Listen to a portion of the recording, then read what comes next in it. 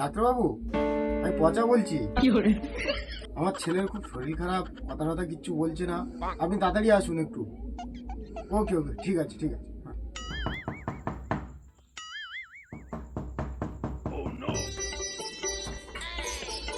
আসুন আসুন, দেখুন কি হয়েছে, কথা টথা বলছে না কিচ্ছু।